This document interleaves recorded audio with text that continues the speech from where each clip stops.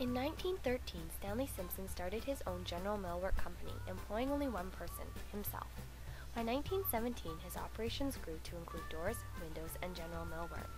By 1924, his company was incorporated as S.M. Simpson Limited, with expansion into the box factory and veneer business.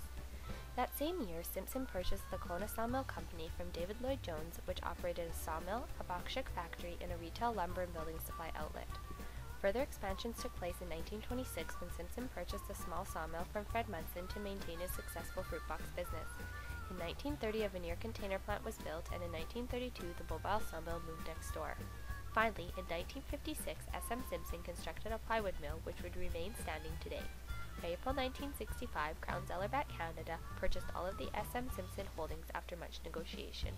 So, how has the S.M. Simpson sawmill impacted Kelowna